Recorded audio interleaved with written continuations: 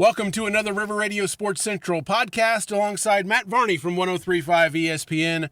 I am Darren Kinnard, and weather has dominated the headlines, Yep. the storylines, the every lines, covering up all the parking lines, you name it, and the snow and the winter storm. Certainly didn't catch anybody by surprise, No. but it certainly got all of our attentions real quick. Yeah, I think when we talked last week, I think we kind of knew what we were getting, but even a day or so beforehand, some models were saying one thing, the other. So up until maybe a day or two before everything hit, we were all kind of like, what's the actual true number? And then when it hit, no one was really surprised because it all kind of seemed to align. But it still has thrown a lot of things into the loop that we didn't expect. And I don't think some of us thought it would be as long as it has been. A lot of teams have had to postpone or completely cancel games, and I don't think that a lot of teams thought that was going to happen. I thought they thought, okay, this would be weekend, maybe Monday, but then by Tuesday we should be. That's not what happened at all. And there's some team. We're recording on Thursday. There's some teams that canceled last night because they thought they'd be good to go for Wednesday, and it turned out they were not. Yeah, and we've only had just a couple of teams in the immediate area that have played since the end of last week. We saw tournaments move up and finish on Friday ahead. We saw tournaments move earlier in Saturday in the schedule to get finished. And there were some that have waited and we'll continue to wait. Right, and so the Superman Classic may go down as the longest running tournament in time-wise because they're not going to wrap things up until mid-February because they waited and made the decision that we're going to just come up with makeup dates individually for these games in the trophy round. And you got to find the coordinating dates with the teams that they can come play. And so the championship games now in mid-February on a Tuesday night with Goreville and Murray, and the third place games, not getting made up with Massac County and Union County, Kentucky. And so all those trophy games are in flux. The Benton Invitational Tournament postponed. The championship in third place will be Saturday night, which was, pretty convenient with Benton and Carterville already on the schedule to play on Saturday night. So you had that going on. And then we knew the GEC tourney was going to be a problem because those are the rural schools, the most rural schools that we have. And those roads and the hills are just treacherous, and it doesn't take a lot to knock them out of school. And you throw in what we had over the course of the weekend, and those schools have not gone back yet, and they've now moved the tournament. They're going to try to do it in a 2-day tournament, Friday and Saturday. And even at this point, that's still TBD. I mean, that's the schedule, and that's about the fourth revision of the GEC. Right, exactly. And then you look at some of the ones that happened this past Saturday. I mean, I went to Sparta early in the morning, and I was like, I don't know if this is going to luckily, everything, you got through that first wave of snow, and luckily it was only like 2 inches for just about everybody, that it ended up not being too big of a problem. If you're going back roads like I was, it was tiny bit of a problem. Not too much, but it was enough to kind of grit your teeth a few times. but overall, I mean, the ones that got it in on Saturday, they used the metrics they had, and they made the decision they did, and whether you agreed with it or not, they did it, and it went off without a hitch for everybody. But, these ones that now, like you mentioned, the GEC tournament, I don't even know if some of those schools really have – they might still have that big pile of snow out front. I haven't been able to get over there, obviously, but nobody has. No, exactly. So it's one of those things that, they're still dealing with it, and we'll see what it's going to look like. We said, I think 3 games in 36 hours for all those teams. Yeah, and for some it's going to be, for the, when you look at the, the matchups, Gallatin County and Galatia play at 8 o'clock on Friday. Mm-hmm. The championship game is at 8:30 on Saturday with the semifinals in the afternoon. So one of those two teams, if they make it to the finals, they're going to be playing 3 games in 24 hours. The loser, if they drop the semifinal, they play in the third place game at 7. So it's 3 games in less than 24 hours. And so that's, again, they're just trying to get it in. And because once you get past the midwinter tournaments, we're just a couple of sleeps away from the postseason. An event like that also, just in my mind, I imagine, along with being involved in athletics, I also partook in some chess when I was younger. I partook in some speech team when I was younger. And I just think about, sitting just around the school, in the cafeteria, wherever, and you're just biding your time for the next event that you're supposed to go to. And probably you might get on the bus and go back home until your next game. But for some of those teams, they're like, we'll just stay here. We'll hang out in the cafeteria. We'll grab a room for a history room or something, and we'll hang out here.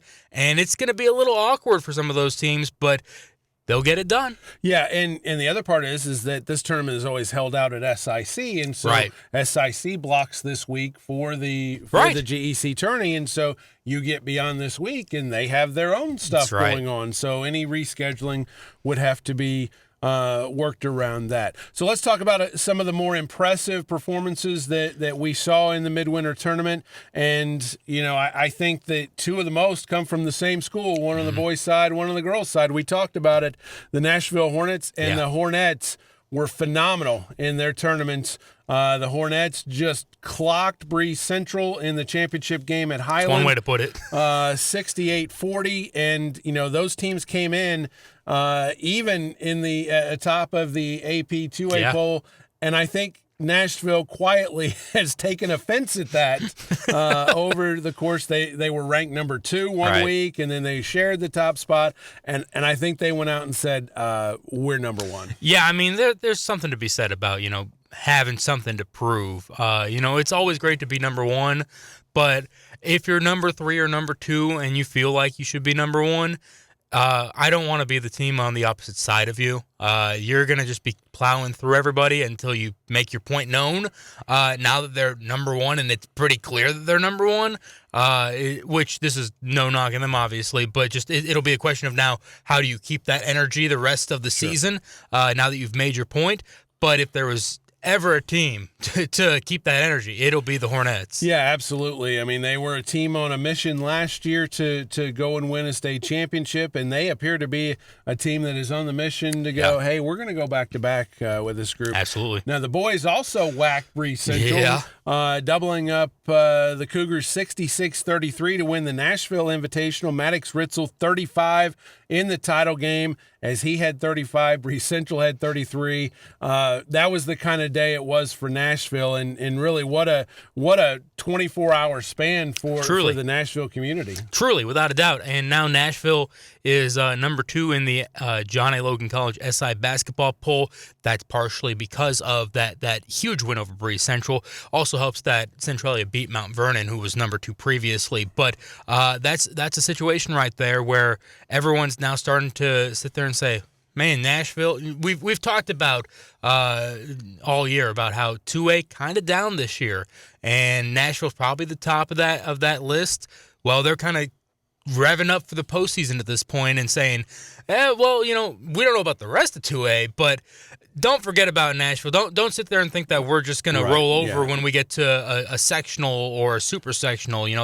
They're clearly one of the top teams in 6-1-8 probably in terms of 2A. Sectional they host. Yes. Also, and the fact that, and then, clearly, especially you just go by record, them and Carterville have been the two most impressive 2A teams. Carterville owns a 2-point win over Nashville on a Saturday a lot of several weeks ago.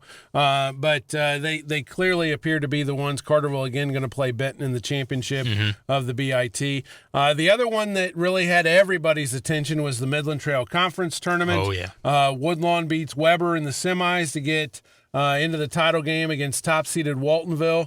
And the Spartans went into Woodlawn, and they were phenomenal. They were locked in from the start. Defensively, they were sensational. And Gage Peterson, who walked away with tournament MVP honors, you talked about man on a mission. He was just phenomenal.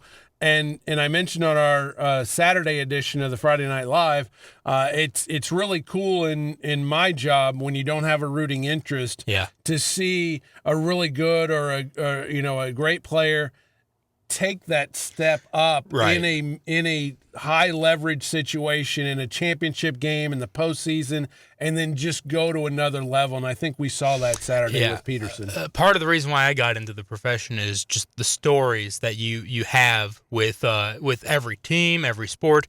But it's not often you get a juicy story like Waltonville and Woodlawn have had the past 365 days. And you knew it was going to culminate in something like that. And for it to end up the way that it did, in that they go to Woodlawn and they just they act like they're on their home court basically, and Gage has the huge day that he does. Man, the story's obviously not over for either team, but it was just like, man, that's like 2/3 of the way through this storybook. Let's see what they have the rest of the way. But that was just one of those moments that it's like, oh man, this is a interesting chapter that was just written. And, tying in with that storyline, we talked about the postseason seeding is on the horizon. Waltonville has a couple of major tests and major opportunities for resume wins here this week, and then here in a couple weeks. This weekend, they play Marion on Friday night, and then they play Centralia in the Pinckneyville Shootout on Saturday. So a couple of big tests for the Spartans. But Woodlawn and Waltonville have split this year. Yep. The other team that's in that mix for the top seed in the subsectional, Sparta, went out and took care of business in their own tournament, beating Pinckneyville in the championship game. So, again, the Bulldogs are laying claim that, hey, we don't forget about us when we're talking number one seeds. Well, and early in the season, they saw Murfreesboro at DuQuoin, and it was I think it was a 10-point win, I think is what it was at DuQuoin. And you look at what happened in the semifinals. It was pseudo semifinals. It was the end of pool play. Murfreesboro and Pinckneyville were both 2-0. Someone was going to the championship game. And Murfreesboro ended up taking a 20-point loss, I think it was, to Pinckneyville last Friday night. And so then you kind of then look at what happened the next day, and obviously, it's not going to be a full lead over. But at the same time, you look at, okay, Sparta beat Murfreesboro early in the season by about 10.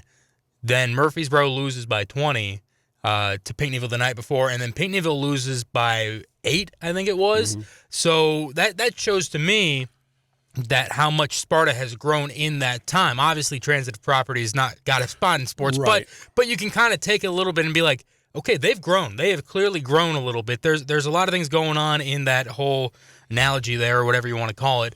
But it does show that Sparta has grown as a team, and they're just continually getting better and better, and they're young.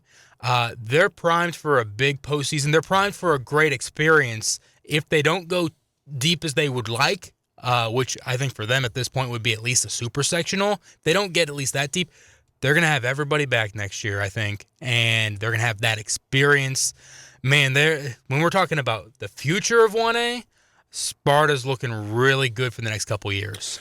And we would be remiss if we didn't mention the drama that, of course, that transpired after that. And it was a social media post that had the second place trophy in the trash can. And of course, the way social media, that spread like wildfire. And Pinckneyville head coach Matt Lahr on the school's Facebook page issued an apology and accepted full responsibility. And again, talked about this on the Friday Night Live. Obviously, not a good look. No, it's not anything that represents great. But at the same point, I don't want to be judged on my bad days or my worst days, and so again, not a good look. And we talk a lot about in athletics about how it teaches lessons. And look, there's a lesson there. Absolutely. To win with grace and to lose with dignity. And look, nobody wants a second place trophy. Sure. I mean, especially when you have those desires and have that experience of winning. But that wasn't the way to handle it.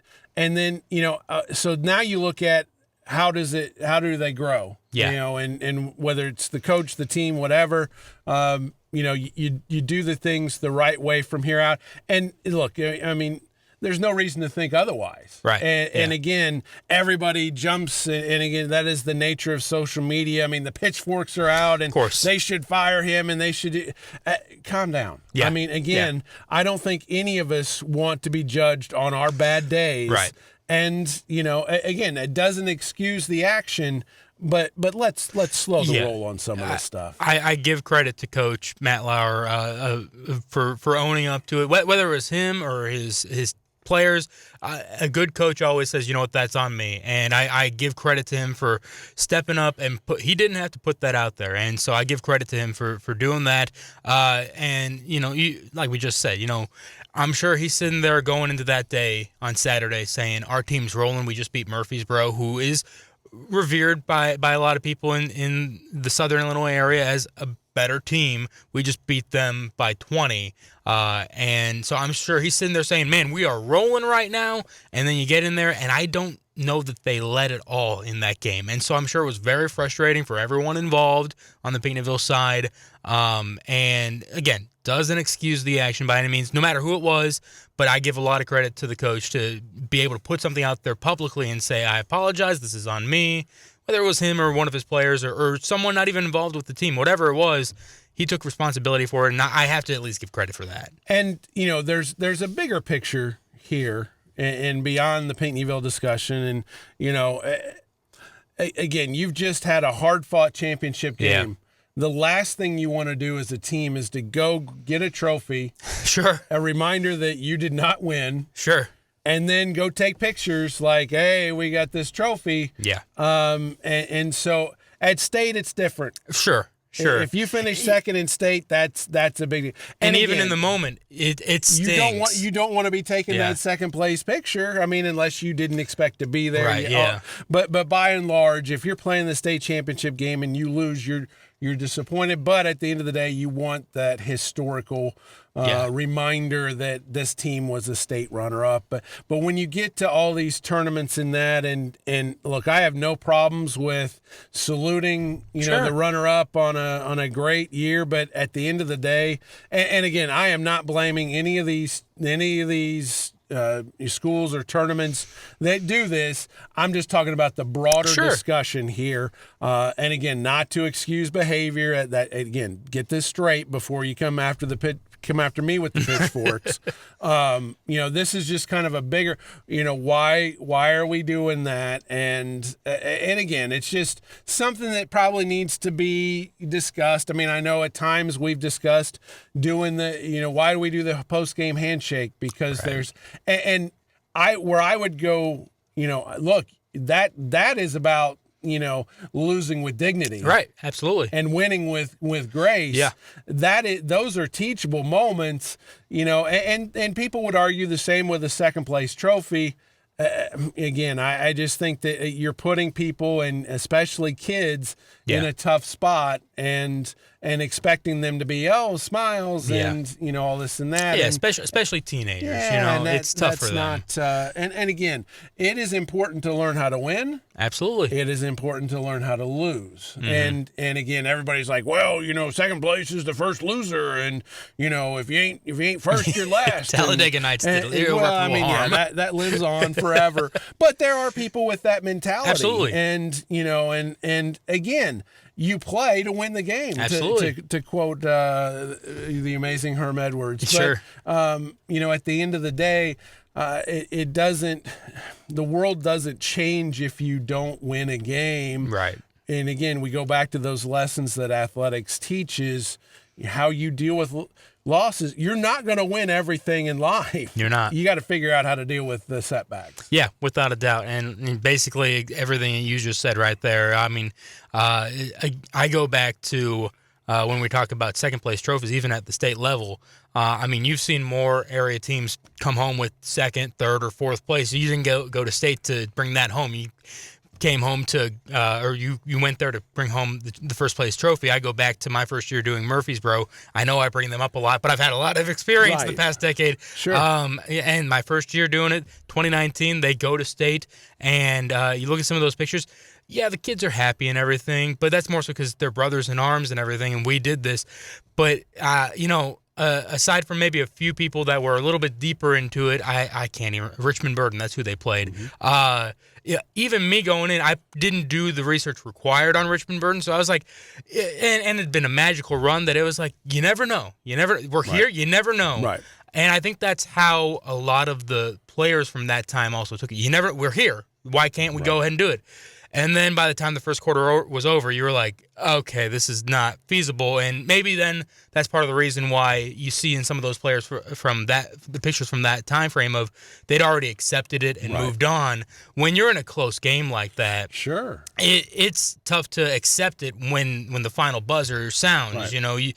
If you've accepted it by halftime or even in the third quarter, you maybe are able to kind of be like, okay, we got it. Let's put the smile on. When you're fighting to the last buzzer, to the last tick on the clock, yeah, there's going to be some emotions there that you would hope you don't throw the trophy in the trash like it did happen, but you can kind of understand when you put yourself in those shoes of, yeah, that was definitely an emotional moment, not the right decision, but again, it was owned up on, and you got to give credit where credit is due. Right. And again, how do you handle those things? And again, how do you handle them moving forward? Because, the nature of this world today with social media is that, if something happens, somebody's going to get a picture or video Absolutely. of it, and they're going to post it online, and it is going to go crazy, and a bunch of people that don't have a dog in the fight in any direction are going to have opinions on it. And again, it's just it's a cautionary tale, and not everybody does the right thing every time, right? And again, just let's slow the roll on just the eviscerating that gets done. Well, and I mean the lesson that's learned there, again, whether it was Coach Lauer himself or one of his players, and he's kind of just stepping in front of the arrow that's flying through the battlefield at that moment to save whoever it might have been, again, whether it was him or one of his players or somebody else. The lesson there is that when you do something wrong, you don't run away from it. You own up to it. And you say, yes, I did this, and you take the consequences that come with it. And I think that Matt Lauer did a fantastic job in that respect. We've all been there where we've had to kind of sit there and be like, yeah, I might have done something that I shouldn't have done there. And a lot of people will respect you if you could just go ahead and say, you know what, that was me, and I need to apologize for it. And so let's move on from the situation now. And just... we'd still be talking about it if he didn't own up to it. Well, exactly. And, one of those things when I first started at WSIL was, if something happened with the equipment. Yeah. And you came back, and there were those that would just put the equipment back in the cabinet. And so then when the next person took the equipment out, they had to deal with broken equipment because they didn't want to take it back to the engineering staff and deal with the guff. And that's not the way I operate it, especially if I break it or if I'm responsible for it. I went back there and I'm like, I broke it or it broke, whatever. Yeah.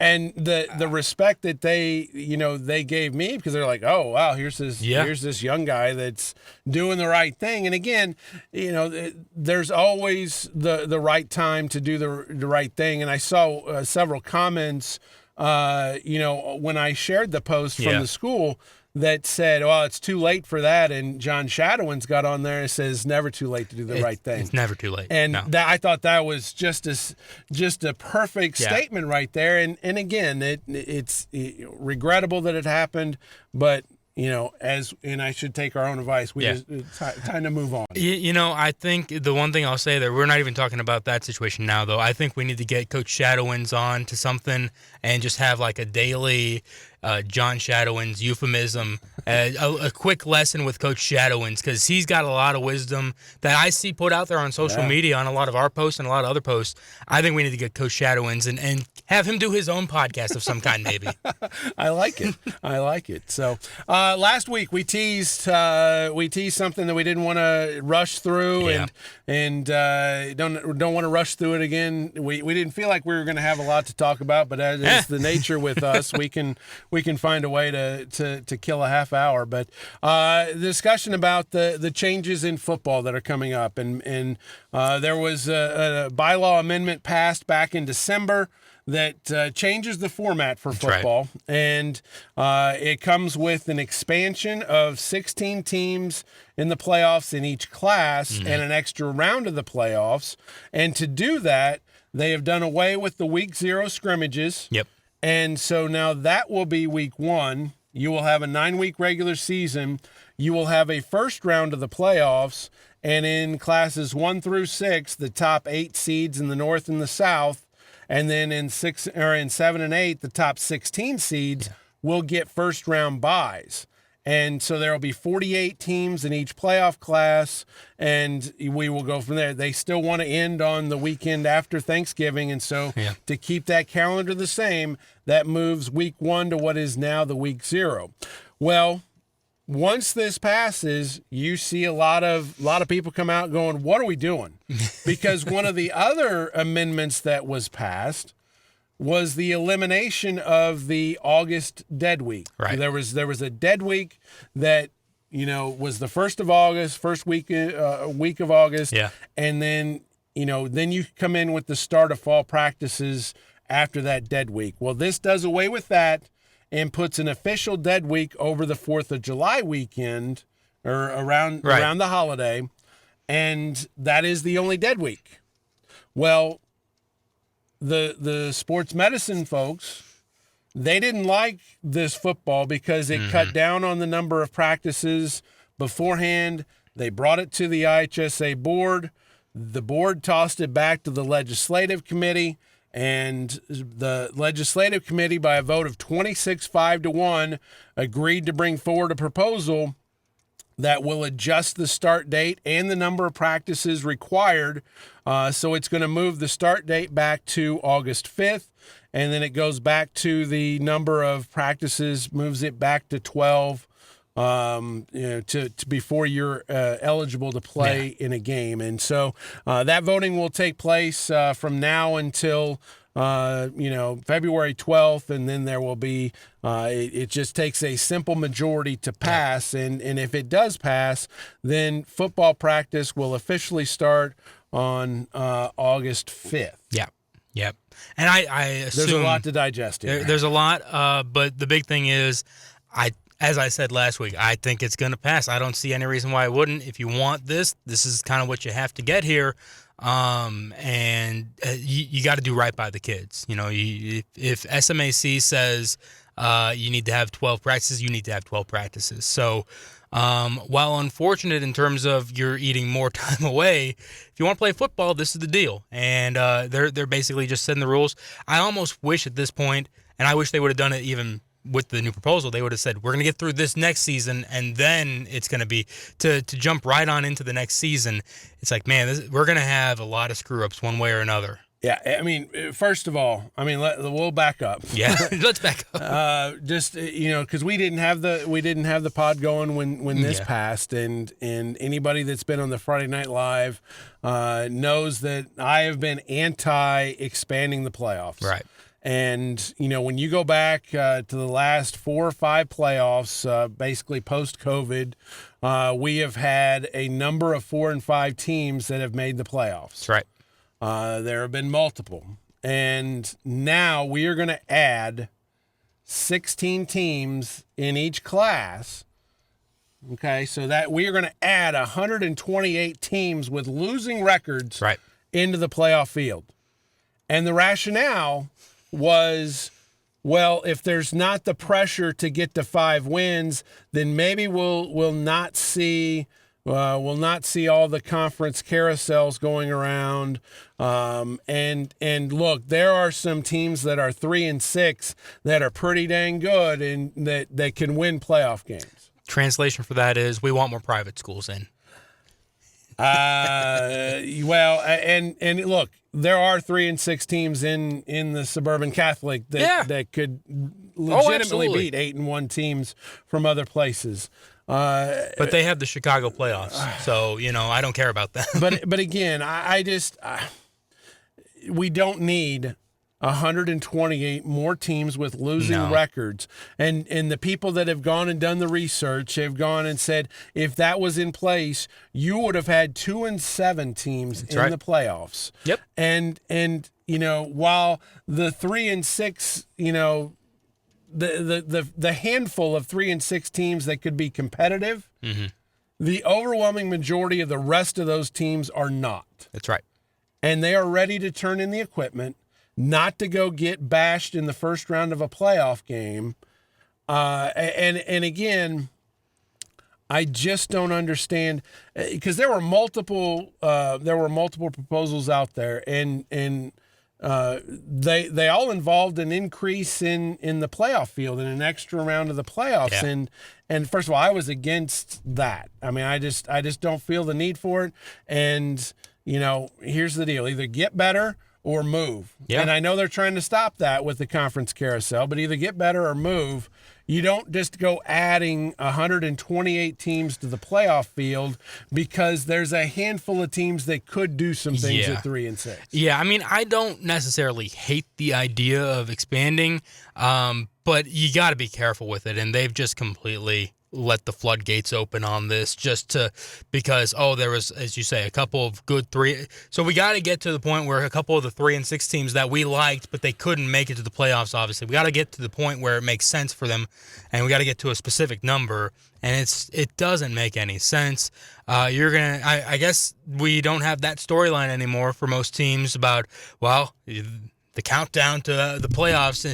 I mean, okay, I get the idea. I got the initial idea behind it of, the race for 5, eliminating that. I get that to a degree, but it doesn't make much sense because it's, as you say, it's going to be a lot of teams that are just marching off to a massacre. Truly is what it's going to be. You're going to see a score. I guarantee you this year, you're going to see a score in week 10 of the season that'll say something crazy like 82-7. I guarantee it.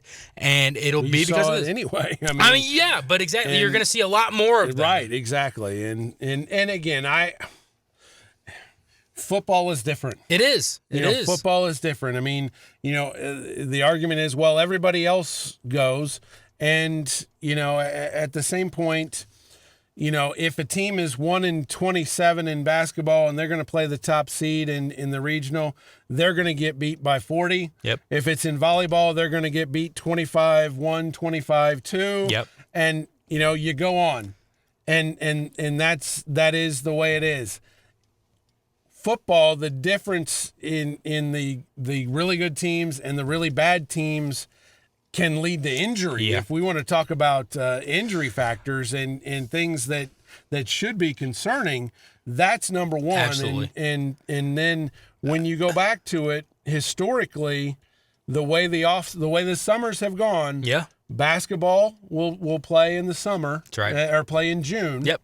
They will do their summer contact days in June. Football will do theirs in July. Yep.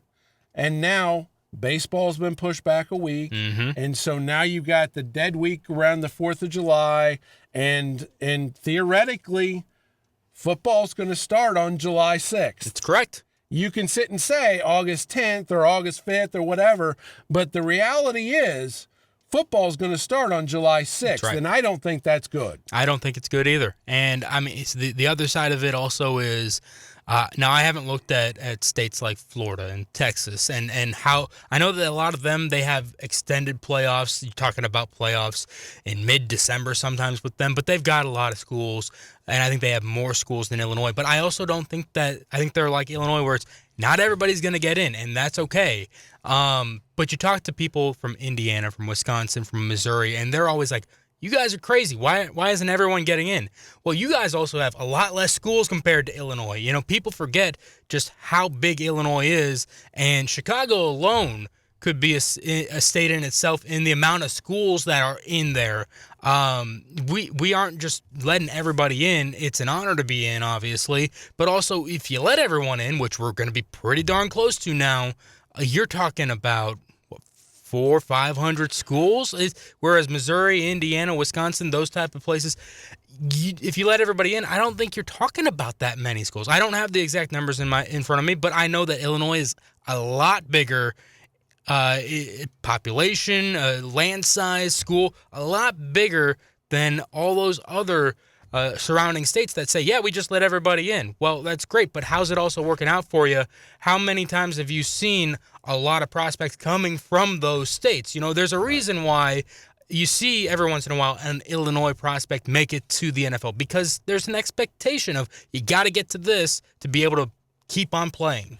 Well, and if you were going to let everybody in, you would have to dial it back to an 8-game regular season. You'd have to. And, there are those that wouldn't be sad about that. And, look, if you're going to play 9 games and you're a terrible team, you're going to go 0-9 anyway. Yeah. Then that is what it is. And so that first round of the playoffs is going to be the beatdown that ends your season. I mean, there's maybe some merit in that, but I think it takes away from the whole earning a spot in the playoffs. It matters. And, and I saw a lot of discussion, so if your team is 3-6 or 2-7 and gets in the playoff, do you put a banner up? And I mean, some of these schools are going to. That maybe is a petty discussion, and but at the end of the day, it is one of the things that comes in, and it was special when you had to earn your way in. And again, I know all things are not equal, but you know what? Again, this is a part of life. All things in life are not equal. I was not born, with a family that was loaded with money, and so it's a different path for me and you, and the folks that aren't like that. I look at just what happened with Christopher this past year, of all the heartbreak they've gone through for almost 20 years. They have the homeboy Mike Rood come on in, and he turns the program around immediately, and they get in at the amount that they need to get in. It's not just, oh man, they were kind of just handed. They won this year. They earned it. They earned that spot without a doubt. Now Alvarado obviously helps them a little bit there, but they earned that spot.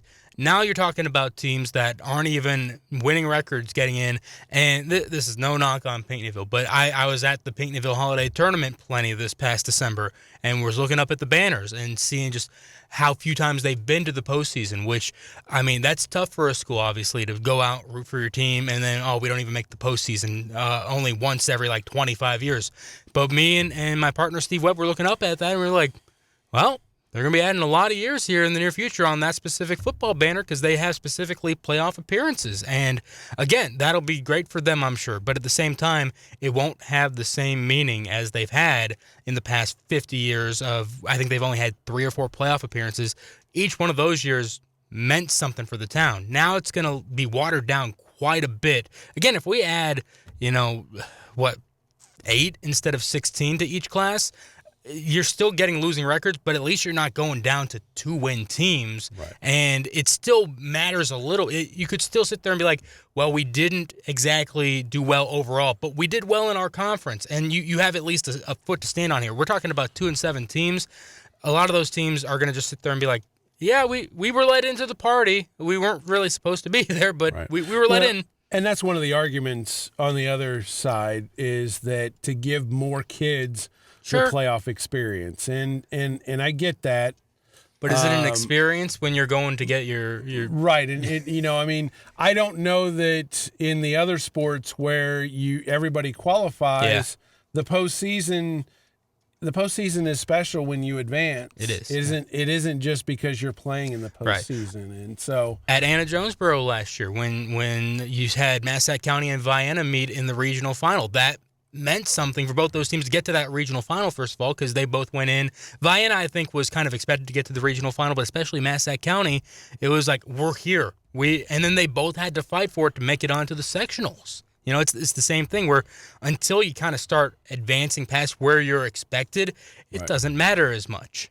Yeah. And I just want to go back to something. I think this may have been the first time that anybody has referred to Mike Rood as homeboy. Well, I was looking for the right term, and that was the word that came out. It works. It works. I mean, it's factual. That's his hometown. You are right. You are correct there. I'm just busting chops here. But, again, I think that I think the schools and the coaches are going to have to kind of police themselves when it gets back to the schedule thing of you've got these 20, I think it's 20 contact days, and that you can start using. Are you going to spread them out more? Are you going to and then that gets into, kids that are doing multi-sports and, because I just don't know that it's a great idea to start July 6th and have 20 contact days. And now that's leading up to August 5th when you start your actual practice, and with no dead week. There's no time for these kids to get away, just to kind of clear their minds, to enjoy. You've got the week at around the 4th of July holiday. Newsflash, most athletic programs take that time off anyway. Right, exactly. I have to imagine that a lot of schools will implement a dead week, but there's going to be a lot that also have aspirations and say, this is our culture. We don't have to take it off anymore. We're going to continue to be working. But the whole summer thing is, I talk to a lot of coaches, that they don't really want to do as much as they do in the summer, but because this team down the road is, or this, if we don't put the work in, those people are, and it's going to turn out differently. Exactly. So well, you may have an personally imposed dead week, but then if you fall behind, that's going to go away. That's going to be part of it too. And then another part of it that no one would ever consider this, but I talked with a football coach during the season, and they needed a procedure done, and they said, I took that dead week in August. Perfect time. I get to be there in July, we work on our foundation. I get to take that week to get the procedure done, recuperate, and then I'm back when practice starts. Now, if a coach needs that, they're going to probably have to sit there and say, I guess I'll wait until December if they're not coaching another sport. Otherwise, I'll have to find time, or I'll have to miss time. And any coach, whether it's a position coach, an assistant head coach, a head coach, whatever it is, they don't want to be missing time because they need to be there to make sure that their group, their team is prepared and ready to go. And the trickle down from this is going to be the other sports in the fall. Yes. Yep. They go, well, why does football get to start August 5th and we have to wait till whatever date it is, in August 10th, 12th, whatever. Yeah. And so it's just going to keep getting pushed back. And I feel like it's a slippery slope. It is. And again, I think the very first point you made about it being rushed, and they did that because of what happened with districts a few years ago. That was voted in.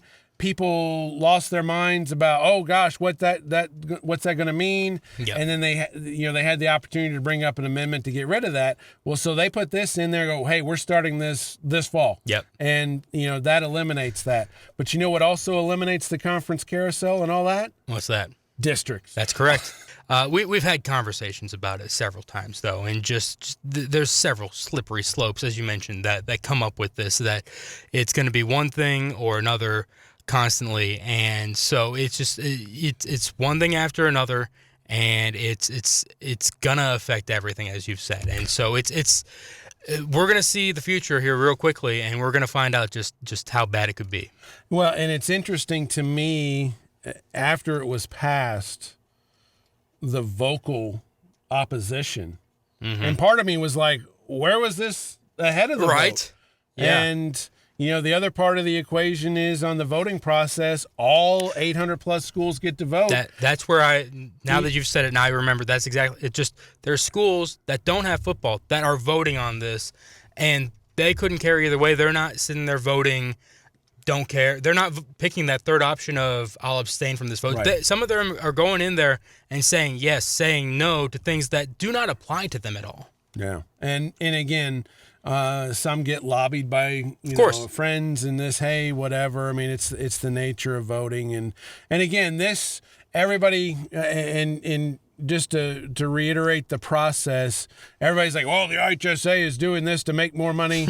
This is not, even the bylaw amendment that was taken care of and voted in December. It went through a process. A proposal was made. The proposals were all brought forth in town meetings across the state.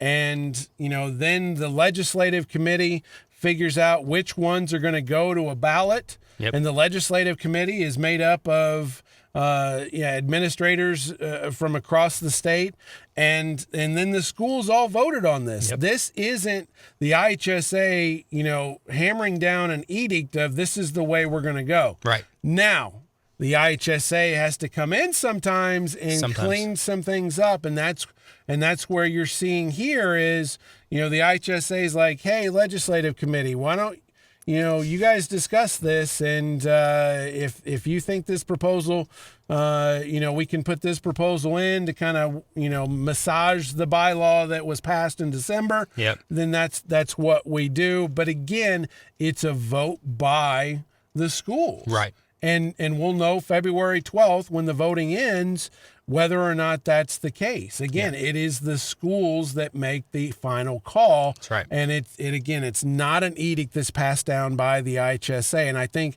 that is a piece of information that gets lost in translation so often. And everybody's like, well, the IHSA just wants to make more money from another round of playoff. Yep. And will they potentially? I get it, but they were not the ones that fueled this proposal. And I know it's been going on for several years that narrative has been out there, but I really feel like that narrative really picked up speed when they had to basically make decisions with the pandemic in 2020 and said we have to stop everything, and we didn't get anything started for almost a year after that, and they were the ones making that decision but they were going off of specific guidelines that they'd been handed still. Right. And I understand that whole year there's a lot of Zoom meetings and everything and a lot of announcements out during that time frame that it felt like, man, they're controlling everything. And I think that there's been a narrative that's been put out after that and again, there's people that thought that before that, but I think a lot of people after that kind of came into that thinking now, and it's just a larger mob of IHSA controls everything. No one has any control, and that's not how it works. And I know people have said, well, we should just hand it off to an arm of government. Well, then you're not going to have any control. I promise you that. Oh gosh, that is a whole other vat of we won't get into sauce. And again, going back to the pandemic stuff is when the governor says what he does. Yeah. And while the IHSA is not a government entity, 2/3 or 3/4 of the 800 schools are public schools who get money from the state. I don't know that that's an avenue you want to go down and going, hey, we're gonna thumb our nose at the governor and we're gonna do what we want. And you'd have a lot of teams not showing up. And then again, I get the debate, and nobody wants to go down that road again and all this and that. But the IHSA was not. They were in a no-win situation there, and even when they were prepared to make statements and that, and then all of a sudden the governor comes out at a press conference that morning, unbeknownst to them, and says, "Well, we're just going to lock this down." And but man, what a time! That's another rabbit hole, and one I don't want to. I don't want to go down it ever again. I don't want to revisit it. You're right. Ever again. Well, I think we probably better cut that off before we go down other rabbit holes. So that's going to do it for this River Radio Sports Central podcast. For Matty V, I'm Darren Kinnard.